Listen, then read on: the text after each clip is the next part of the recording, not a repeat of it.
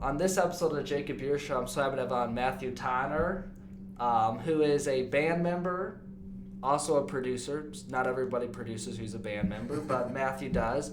Of the 502’s, we're actually at a hotel downtown recording this in a conference room, so thank you to Alexander for that. It's a nice spot. Yeah, I recommend it. And so you're performing tomorrow at Wonderfest. How was the drive over from St. Louis? Oh, it's not too bad. You know, we're coming in from Orlando, Florida, and we drive pretty much everywhere. But today was easy. It's great to be out playing in the summertime, and great to be back in Indianapolis. For sure. So tell us a little bit. I always like to start this way. How did you kind of get involved with music? A lot of people, you know, in today's world, they might have started in acting and then led to music. So how did you get involved? Yeah, for sure. So I have been playing music my entire life. I started playing piano pretty much about the time when I could walk. There was always a piano in the house, and both my parents played. And I'm happy that I'm in a band where I get to use my first instrument as my main thing. And as I was growing up, I kind of got involved with the school band, so started playing woodwinds. At some point, somebody put a guitar in my hands, and there's a drum kit around, and so it's a lot of fun to be in the 502’s because we love jumping around and picking up the banjo, pick up the drum kit, do each other's instruments, and it's kind of the perfect band for me to be in. I started playing with bands when I was probably about 13 or 14. Started by putting on concerts in my mom's living room, and have basically been doing it ever since, and lucky to basically just be traveling all around the country and all around the world playing music with my friends. Interesting. And did you have somebody who you looked up to growing up in music? Maybe like a favorite band or person you looked up to? I'm trying to think. You're a little bit older than me, not too much. Did you have somebody you looked up to? Yeah, I mean, so many people. My first concert was actually Green Day, right before they put out the American Idiot album. So that's dating myself a little bit, but that was the show that my best friend and I were there together. We both kind of looked at each other and were like, yeah, this is for us. Let's start a band. When I was in high school, I listened to the Beatles, all kinds of classic rock. I got really into jazz. I studied jazz guitar in college. I really have a strong love for basically any kind of music and whatever moves people, rap, country, electronic music. We play folk. It's all good stuff. Whatever makes people happy is what I'm about, basically. Interesting. And I say the word interesting a lot, and people tell me not to, so fascinating. At least we're not programmed like mainstream where we have a script in front of me. There's no script. This is off the cuff. Yeah. How did you so of course in college you studied something, the music I was reading on. When did you really think this was going to be your career? It's a great question. I think that's an important thing, because I am an intern in the Secretary of State's office, the youngest one ever, but wow. At the state capitol. So they gave me access to the building at a young age. I hope the boss good way to start out. Yeah. If I ever need something in the state capital of Indiana, I'll be sure to let me know. And then I'm going to Purdue this fall. But for a lot of people, their dream, to even make it on the stage where you can do it. You said 120 last year is how many you did? 120 days on the road last year. Yeah. And the reason why I asked this is because a lot of people, and I know how it is as podcasting. This is not my full-time gig. This is something that I'm doing on the weekend as we talk right now. So how did you kind of know this is what you're going to be able to do and make a living off of it? That's a fantastic question. I mean, it's always been my ambition. It's always been the thing that I've loved to do. And the funny thing is, I don't know if I ever really, while I always dreamed of doing what I'm doing right now, and it's amazing to, be sitting in this seat and talking about it, I never thought that I really needed it to be like my financial reward. I always thought of it as just kind of like, this is what I do, this is my heart and my soul, and I will do whatever I need to support it. I got on my first tour with a band in 2012. So we're going on year 11 now, even before I joined the 502’s. And it starts out like, okay, I'm working a day job. But I've got some time off, and we've got an opportunity to go drive from Florida to New York and play a festival up there. Like, how can we make that happen? And then eventually, like, 2 weeks becomes 3 weeks or a month, or we get into remote work, and you just kind of, if you love it and you're able to follow your passion and take risks.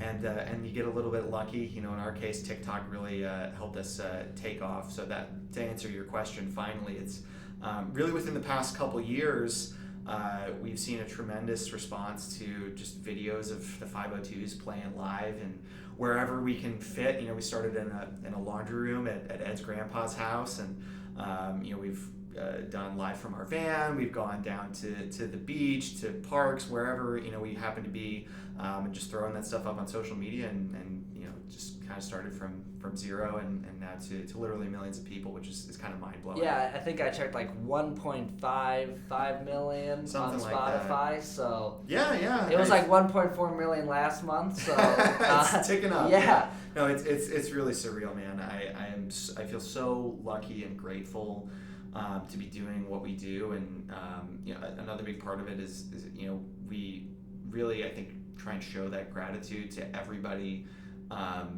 who has supported us in whatever way that they do, and going out of our way to say, I'm a person who would make music regardless if anybody was listening, and so to even have like one person listen, I'm like, thank you, like that absolutely made my day. Same with me. Yeah, I find that it's like if you treat people and you show them how much it means to you, that they even just give you the time of day. For me, that's the best thing in the world, and now I get to do that every day, and that makes all the hours in the van totally worth it. I definitely feel what you mean. Like, for me, when I had this one interview with the UCLA head basketball coach, I put it out there, and of course, unless you're Bobby Knight in Indiana, nobody's paying attention.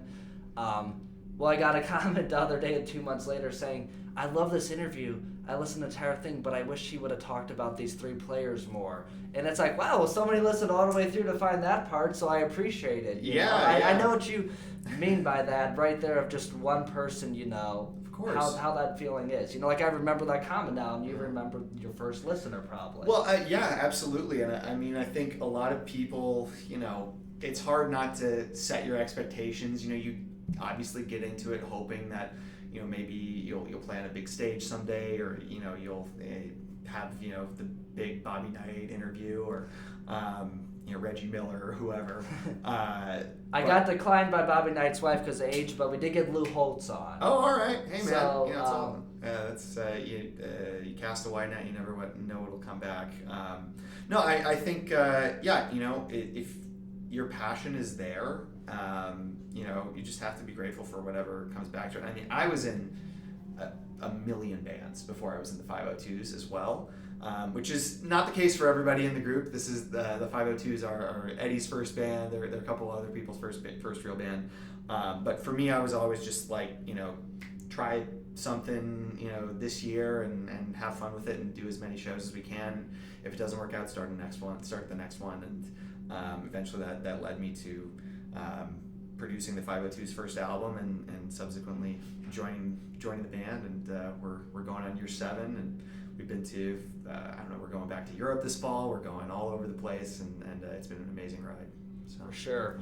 And then this next part I kind of want to do before we close out with your advice that you'd have is, I know everyone's always like, oh, they're asking me for advice.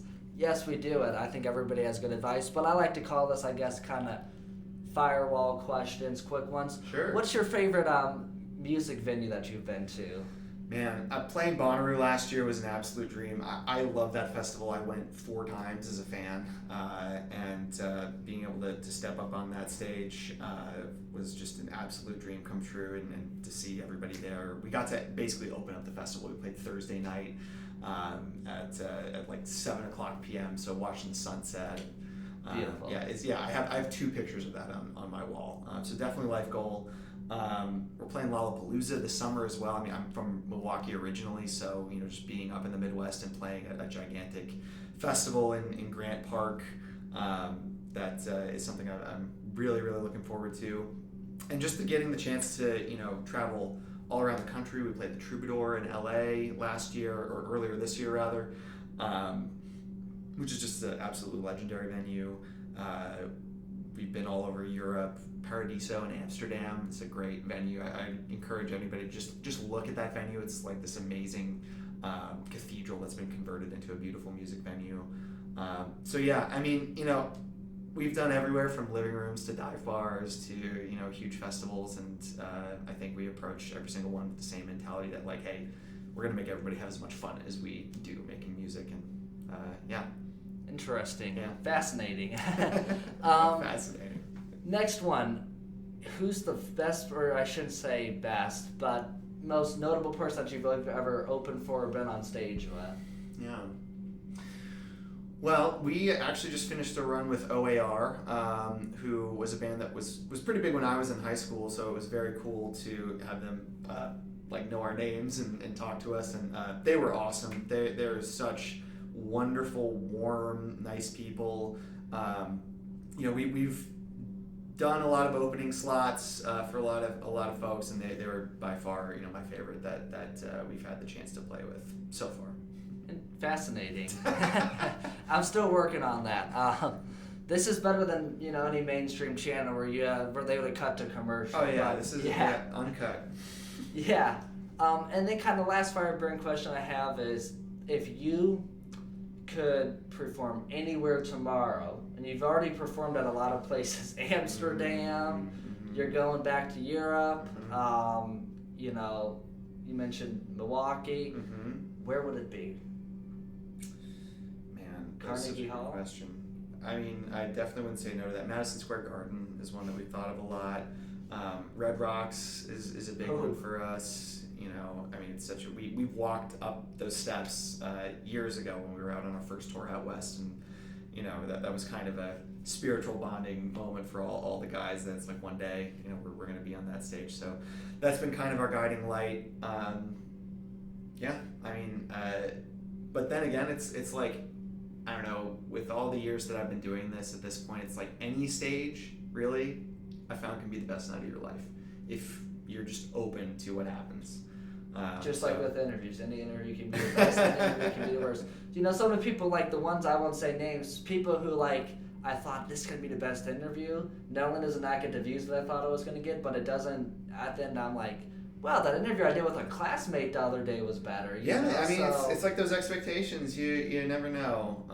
You just have to keep doing it. And then kind of two last things.